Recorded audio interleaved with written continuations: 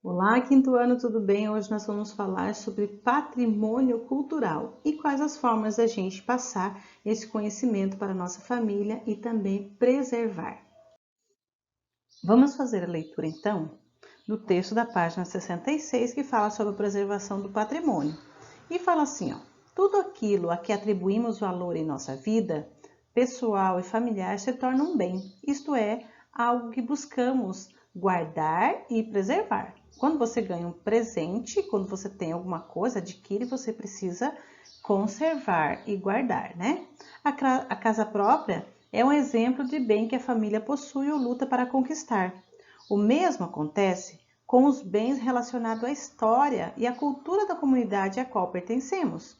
Os centros históricos de diversas cidades são exemplos de bens culturais, cuja preservação é de interesse social, nacional e também internacional. Nós vemos então na imagem que tem o Centro Histórico de João Pessoa, na Paraíba, e você pode observar que são casinhas coloridas, casinhas lá do tempo mais antigo, né? São patrimônios preservados, né? A prefeitura, os órgãos do governo, eles tomam conta para que tudo isso, desde a estrutura, desde a pintura, toda a sua arquitetura, ela seja preservada para que fique passando de geração em geração. Então, nós chamamos de patrimônio os bens, os lugares, os artefatos valiosos que apresentam ou ilustram, então, as paisagens naturais e culturais dos povos do passado e também do presente. Para que os patrimônios de diferentes povos, países e regiões do mundo sejam valorizados e preservados, a Unesco realiza diversas ações voltadas à proteção do patrimônio mundial.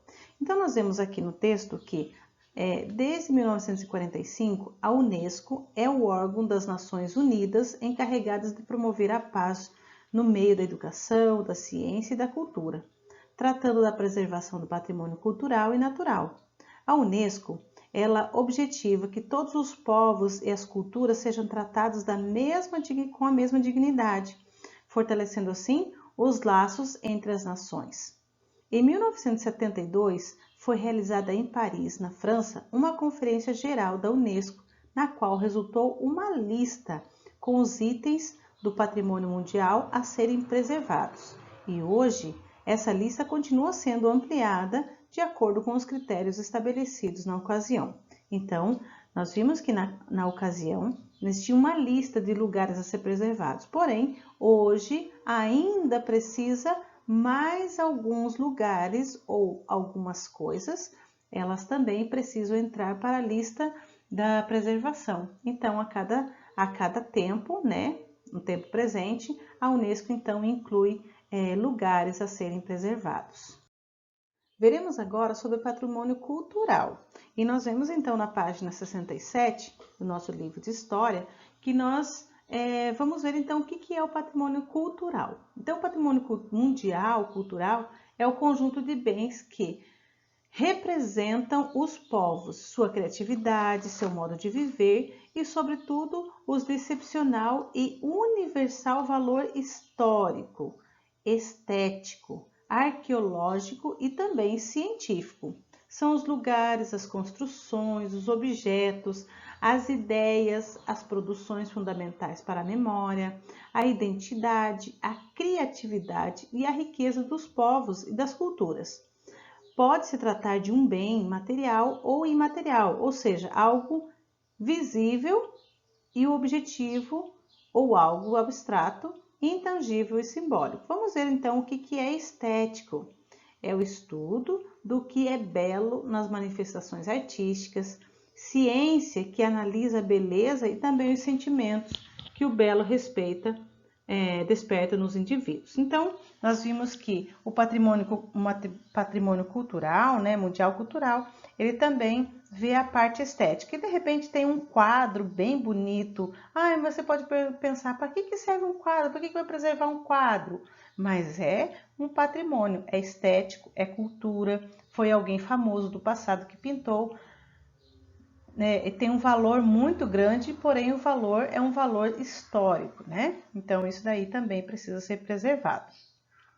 Por quais motivos as construções da antiga cidade de Kyoto, no Japão, e as que relembram a vida de Martinho Lutero, na Alemanha, pertencem à lista dos patrimônios mundiais e assinaram os principais, tá? Será que é histórico? Será que é científico? Será que é artístico? Será que é arqueológico? Será que é arquitetônico? Será que é memória e riqueza culturais? E riquezas culturais? Será que tudo aquilo que a gente viu aqui na página 66, né, dos patrimônios cultural material, será que a gente pode falar que é histórico? Com certeza. Será que é científico? Não está falando de científico. Estamos mais falando de histórico, nós estamos falando também de arquitetônico, né? E de memória e riquezas culturais. Você concorda que a preservação desse patrimônio, com a preservação desse patrimônio? Você concorda?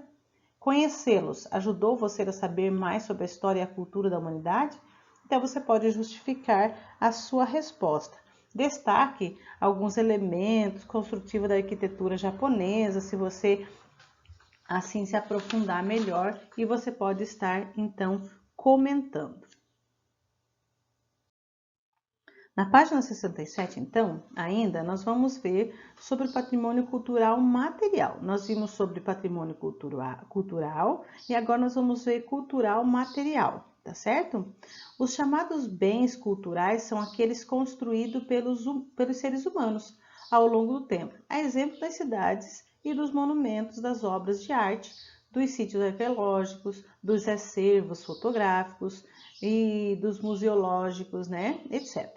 Para ilustrar esse conceito, nós temos dois lugares bem legais para conhecer. Nós temos então monumentos históricos da antiga Kyoto, que fica no Japão. Então nós vamos ver, Kyoto foi a capital imperial do Japão desde a sua fundação até os meados do século XIX. As construções da antiga cidade ilustram então o desenvolvimento da arquitetura japonesa, baseada na madeira e particularmente a arquitetura religiosa e a arte dos jardins japoneses, que influenciou o paisagismo de jardins no mundo todo. Então nós vimos ali que o monumento histórico, né, de Kyoto traz ali um templo religioso. Eles usam muito madeira, né? Usado ali nos jardins. Eles têm uma cultura muito bonita de cuidar muito bem dos jardins, eles têm os bonsais, né? Eles gostam dessa harmonia e isso influenciou muito no paisagismo para todo mundo. Nós vimos também que agora nós estamos trazendo as memórias de Lutero em Eisleben, na Alemanha, desculpa.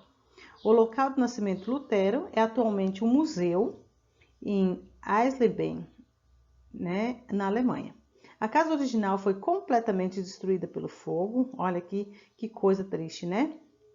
Destruída pelo fogo em 1689.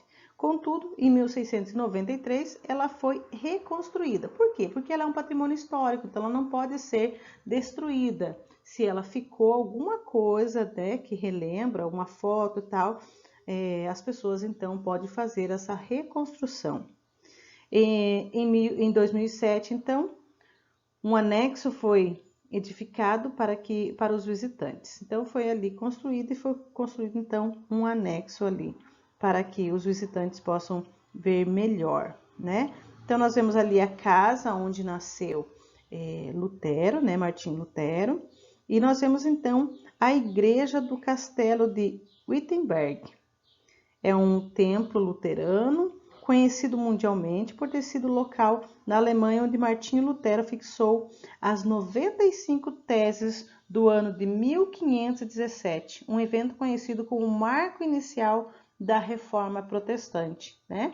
Então nós vimos ali o castelo de Wittenberg, que foi aonde ele pregou as teses que ele estava então revoltado contra o catolicismo. Ele estava ali deixando a sua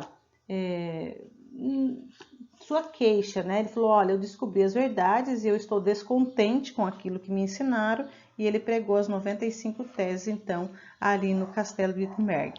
Então, nós vemos que são patrimônios culturais, materiais, que foram, então, construídos pelo homem. No patrimônio cultural imaterial, nós vamos ver algumas coisas diferentes do que nós vimos do material. Há bens que representam aspectos intangíveis da cultura. O que é intangível? Algo que não pode tanger, que não pode pegar, tocar, apalpar, né? Algo abstrato, um resultado de um pensamento, da criatividade e da ação. Então, há bens representados intangíveis, coisa que a gente não pode pegar, que é abstrato na cultura, como os modos de viver, as tradições de comunidades, os grupos em todas as partes do mundo.